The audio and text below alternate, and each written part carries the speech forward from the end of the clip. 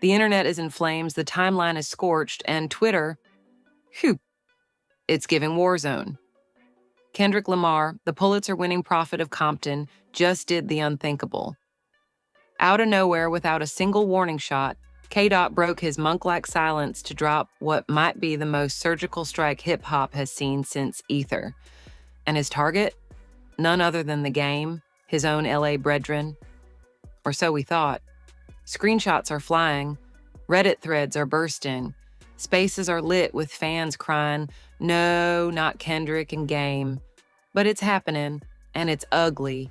Allegations, betrayals, secret audio, leaked DMs, industry beef hotter than a death row cookout in '96.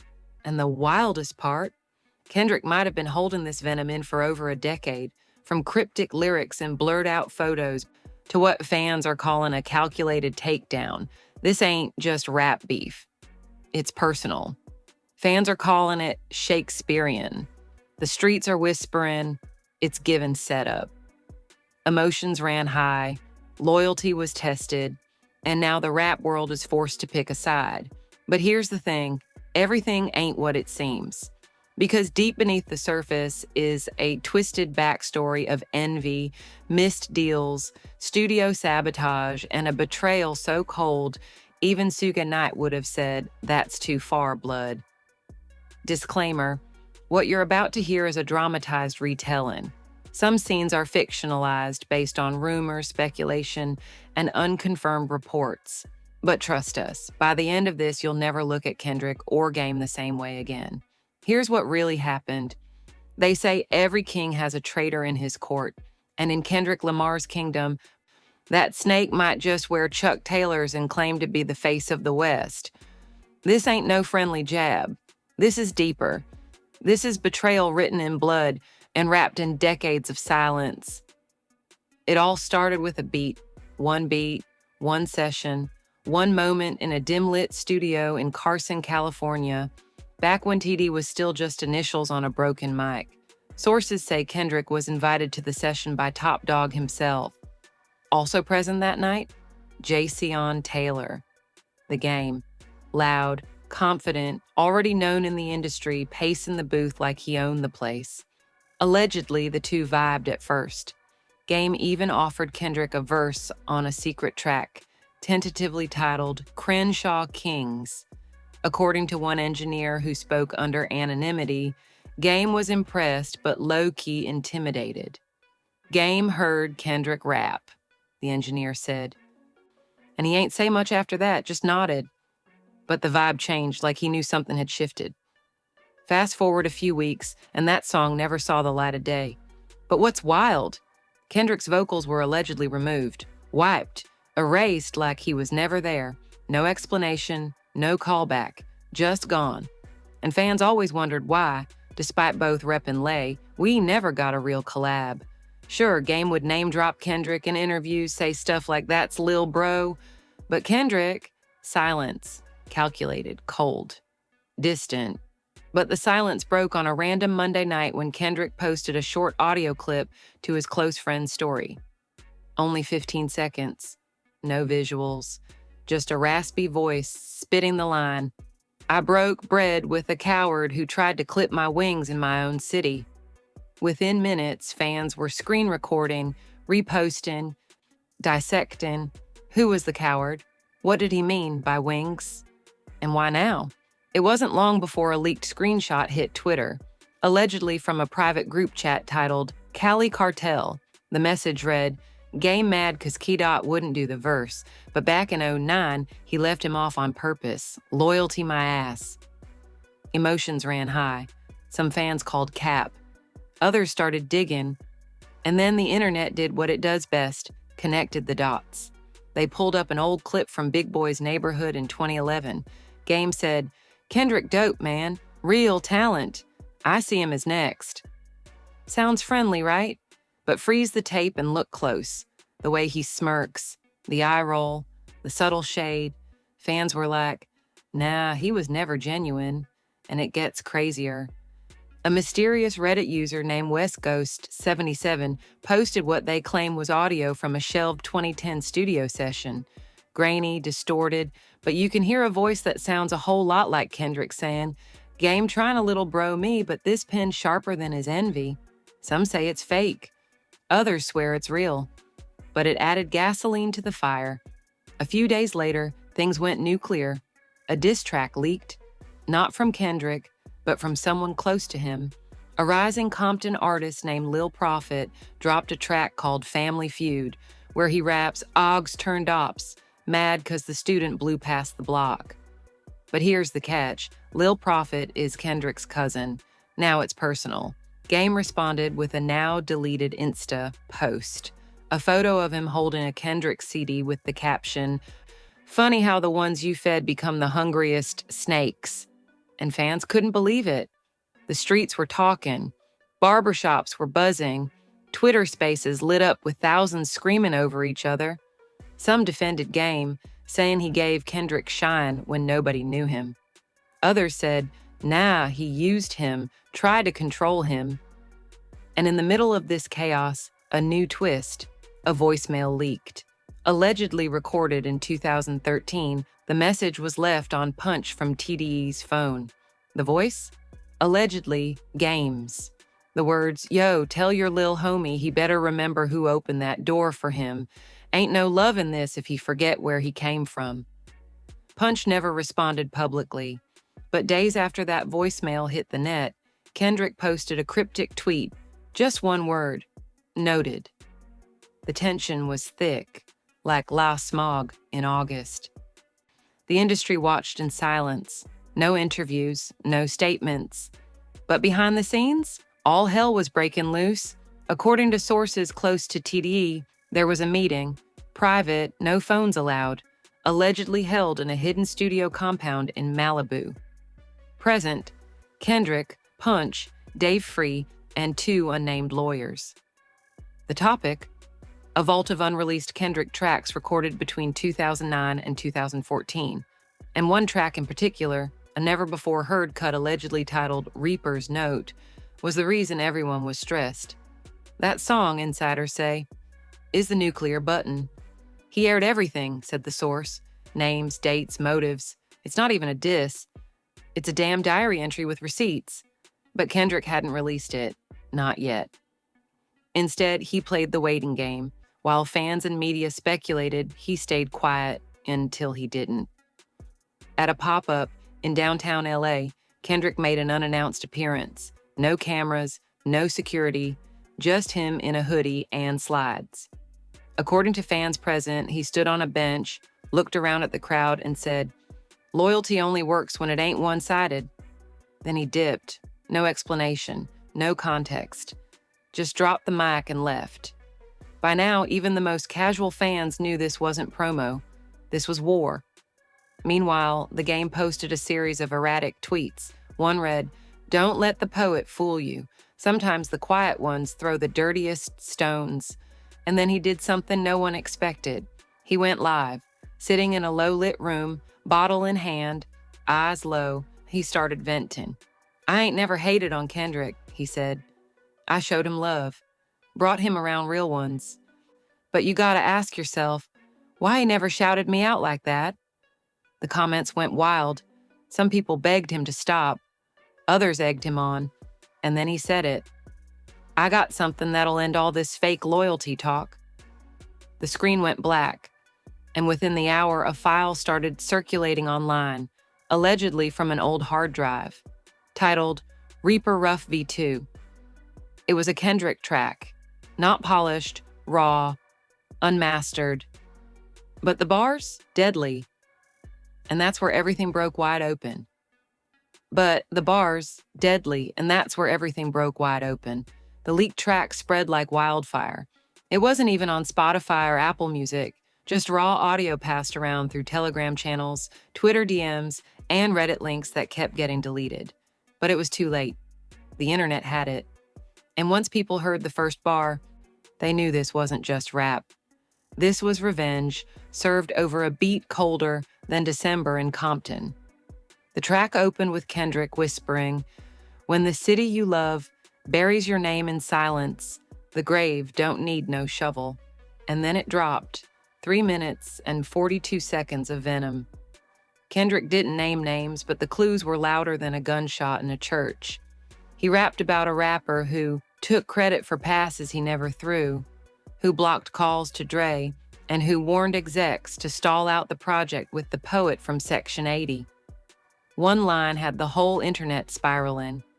The OG wore my hunger like a costume, but prayed my debut would never bloom. People lost their minds. Fans made lyric breakdown threads. YouTube reactors cried on camera. Even Charlemagne said on The Breakfast Club, "Yo, this sound like some deep betrayal. Like this ain't just bars, this man hurt."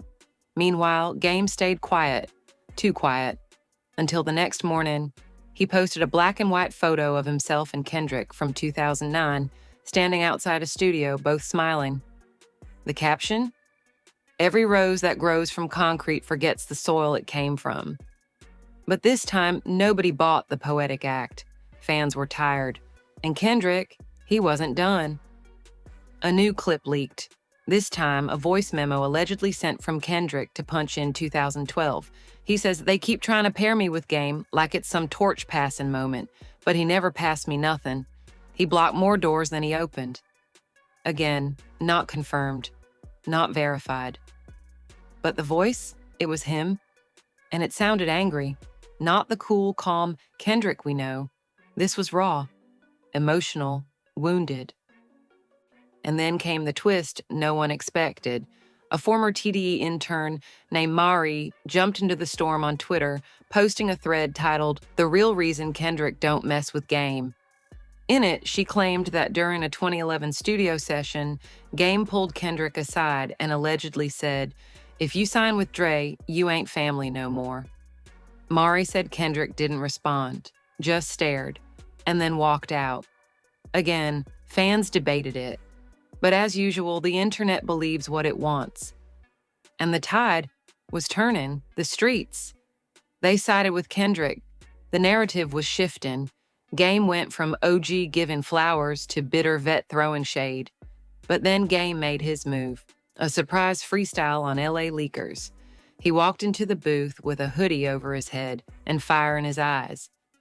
"I see y'all forgot who really built these West Coast steps," he growled into the mic. And for 6 minutes, he unloaded. He never said Kendrick's name, but he didn't have to. "When I gave you rope, it wasn't for no noose," he rapped. "But I see now, the student studied betrayal better than books." It was emotional, fiery, bitter, but powerful. And while some fans called it desperate, others said it was the first time Game sounded truly honest. But Kendrick, he didn't flinch. Instead, he did something cold. He posted a video of himself in the studio. Silent, no caption, just him nodding his head to an unreleased track playing in the background. Fans zoomed in, enhanced the audio, tried to decode the lines. One bar stood out. "When the lesson becomes louder than the lecture, the teacher fumbles his mic. The shade? Surgical." And that's when things moved off the mic and into the court. Documents surfaced showing that Kendrick's team had filed a cease and desist against a company called Red Crown Records, a label rumored to be funding some of Game's recent leaks. Sources said Red Crown had attempted to license early Kendrick vocals from unreleased sessions, trying to capitalize on the beef. But Kendrick's lawyers shut it down. Fast. And here's where things get really messy. Someone leaked a deposition transcript. Allegedly, part of the legal mess with Red Crown, the document included statements from a producer who claimed, under oath, that Game instructed him to hold back a beat in 2011, a beat originally made for Kendrick's Section 80, and instead gave it to another artist to slow down the kid's buzz. If that's true, it changes everything. Kendrick's camp stayed silent on the leak, but the internet didn't. People began calling it the long play, saying Kendrick waited over a decade to expose every fake handshake, every shady play, every silent sabotage. "He ain't loud," one fan tweeted. "He's surgical, he a sniper, and Game didn't know he was the target till it was too late." And just when things seemed to settle, boom, another leak. This time, a private phone call. 2 voices, one clearly Game, the other possibly a major West Coast radio DJ. In the clip, Game can be heard saying, "He think just because he quiet, he righteous. Nah, I seen that boy switch up. Ask Dre why he barely picks up his calls now." The call ends abruptly, but the damage done. Fans ran wild with theories. Why would Game bring Dre into it? Was there beef behind the scenes there too? And then, almost like he heard the speculation, Kendrick dropped a short verse during a guest appearance at a secret event in Oakland. He spit only 8 bars, but one line echoed across the culture. Don't confuse mentorship with manipulation. Some hands offer guidance, others just grip tighter till you choke. And he walked off stage, no music, no wave, just silence. The crowd? Stunned. Even hip-hop heads who tried to stay neutral were picking sides now. On podcasts, they debated everything from lyrical skill to street loyalty. And in the middle of it all, a quiet whisper started to rise. Maybe this beef had nothing to do with music. Maybe it was personal from the start. Because behind all the bars, all the tweets, all the studio sessions, and passive shots, there was one undeniable fact. These two had history. And whatever happened back then was finally catching up now. These two had history. And whatever happened back then was finally catching up now. You see, before the Grammys, before the Pulitzers, before Good Kid, May Aid City rewrote the rules, Kendrick was just a kid from Centennial High with a notebook full of bars and a dream too heavy for the city to carry. And back then, Game was the king, the face of lie, the one everyone feared, admired, or both. But behind the industry handshakes and radio shout-outs, there was a moment, one no one knew about. Until now, a new player entered the drama, a man named D. Bishop, a former security guard at a now shut-down recording studio in North Hollywood. In a TikTok that went viral overnight, he claimed he witnessed a confrontation between Kendrick and Game in 2010. "I remember it like it was yesterday," Bishop said, eyes wide. Kendrick was in the hallway, waiting for his turn. Game came out the booth, saw him, and said, "You still here?" like annoyed. Then told the engineer, "Yo, tell them we done for the day." Kicked everyone out, including Kendrick. The comment section exploded. Some called it cap. Others said it matched too well with the alleged timeline of Kendrick being cut off that same year from a series of features he was promised. And then came the photo. An unverified but time-stamped Polaroid showing Game, Kendrick and a third man, believed to be Dre's assistant, arguing outside a studio parking lot. Kendrick's face looked heated, the caption scribbled on the back. Summer 2010, the day loyalty died. No one knows who leaked it, but it hit the blogs like a bomb. And just when people thought the drama couldn't get more layered, it did. Game's ex-manager, known only as Miles, did an Instagram live that sent shockwaves through hip-hop. Sitting in a dark room, drink in hand, he said, "I kept quiet for years, but I'm gonna say it. Game never wanted Kendrick to win. He saw the threat early. That boy was too sharp, too clean. He knew labels would line up behind him, and he hated that." He claimed Game once instructed his team to keep Kendrick in the underground lane, allegedly calling him too poetic, not gangsta enough, for the mainstream West Coast image. And then Miles said the words that made the internet freeze. Game tried to block the Dre cosign. Y'all ain't ready for that conversation. Now it was chaos. Forums were melting down. Podcasts dropped emergency episodes. Even veteran rappers started chiming in. Some defended Game, calling the leaks exaggerated. Others, they weren't so kind. Snoop Dogg tweeted just 3 words, "Truth always surfaces." No tag, no context. But fans knew exactly what he meant. And while the rap world argued, Kendrick Lamar, he kept doing what he does best, letting the music speak. Without any promo, any warning, he dropped a surprise interlude on YouTube titled The Hush Files Vol. 1, a haunting piano loop, no beat, just raw vocals. Kendrick opened the track whispering, "They say I changed. I say I survived. They say he helped me. I say he tried." The rest of the track was a cryptic maze of metaphors, but the pain was unmistakable. One bar in particular had fans clutching their headphones. He wore my hunger like a badge, paraded me through label halls, then laughed when they passed. People dissected every line, and slowly the pieces began to paint a clearer picture. Game hadn't just been indifferent. He had allegedly undermined Kendrick's rise at critical moments, not through diss tracks or public beef, but through private sabotage, whispers in rooms where deals were made, and then came the most damning twist of all, a contract, leaked by an anonymous email to multiple hip-hop blogs. It appeared to be an old unsigned artist agreement from 2011. The two names on it? Kendrick Lamar and Black Wall Street Records, Game's former label. The terms, extremely restrictive, full creative control given to the label, 80% revenue split to Black Wall Street, and a clause preventing Kendrick from working with any Interscope-affiliated producer without written approval. Kendrick never signed it, but according to attached emails, Game's team pushed it hard, promising exposure, features, and guaranteed cosigns. Kendrick replied once, "Appreciate the offer, but I know where I'm headed." Simple, cold, decisive. And after that, communication allegedly stopped. Game's camp went radio silent, and the quiet tension began. The same silence that lasted over a decade, until now. And yet, the story didn't stop there. In a twist straight out of a movie, a former radio host named Trey Blaze went on record saying that in 2012, Game tried to convince him to skip playing Kendrick's debut single on air. "He pulled me aside at a show," Blaze recalled.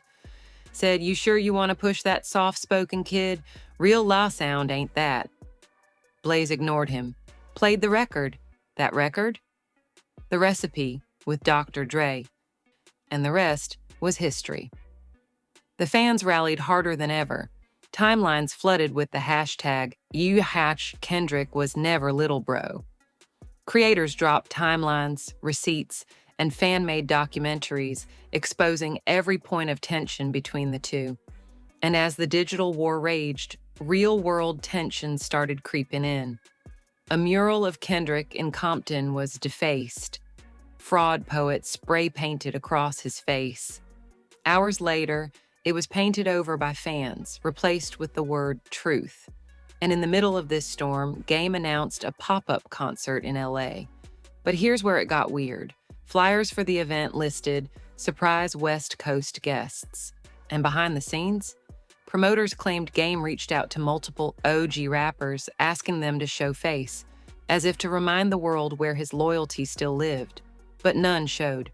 The night of the concert, Game stood alone on stage, the crowd half full. He performed his hits. He shouted out the West. But when it came time to mention Kendrick, he paused, stared out, then walked off without saying a word. That silence, it said more than bars ever could. Meanwhile, Kendrick's team leaked news of an upcoming short film, allegedly dramatizing his early years in the rap game. The title, Ghosts in the Hallway. And guess what? Rumor has it, there's a character in the film called Jay, a loud, aggressive mentor-turned-hater who tries to control the protagonist's rise. No one had to guess who inspired that. And just like that, what started as whispers became a full-blown cultural reckoning. This wasn't just about two rappers. It was about the industry, about who gets to pass the torch and who lets it burn in their hand. And as fans waited for of the Hush Files, one thing became clear. Kendrick wasn't done talking, not by a long shot. Kendrick wasn't done talking, not by a long shot. Just when fans thought the Hush Files Vulture 1 was a one-off moment, a second video dropped, this time titled The Hush Files Vol 2 Witness, posted on an anonymous Vimeo account but clearly shot in Kendrick's signature aesthetic. Grainy, minimalist, raw, no labels, no names, just a single chair in an empty room and a voiceover. I was 17, he was already known. I thought what he offered was mentorship. Turns out it was silence dressed as protection. And then, slowly, one by one, faded, Polaroid-style images filled the screen, studio doors, faded contracts, scribbled verses on napkins. No full faces shown, but fans recognized the symbols. These were moments Kendrick had been carrying for years, and in the background, a faint loop of a beat no one had heard before. Fans speculated it might be Reaper's Note, the still unreleased nuclear track insiders had warned about. Reddit threads exploded. YouTubers dropped frame-by-frame breakdowns. Twitter was flooded with one question: was Kendrick about to end someone's entire legacy? But while everyone was watching Kendrick, the game made a desperate move, a surprise appearance on a podcast known for controversy. Sitting in a smoke-filled room, surrounded by yes-men and cheap whiskey, he spoke for nearly 2 hours.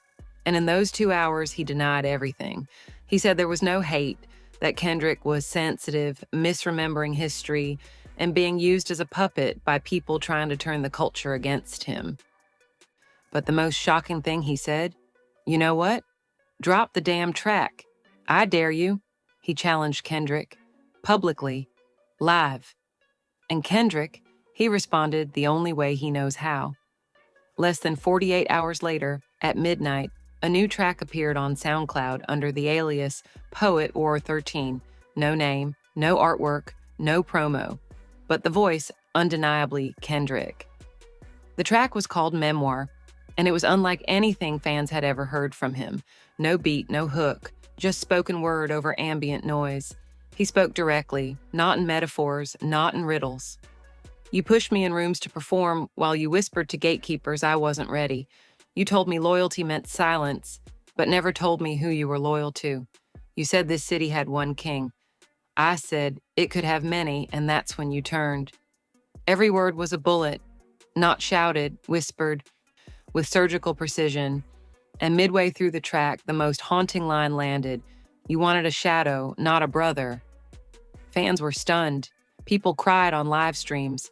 Even other rappers, usually silent on beefs, started posting cryptic messages.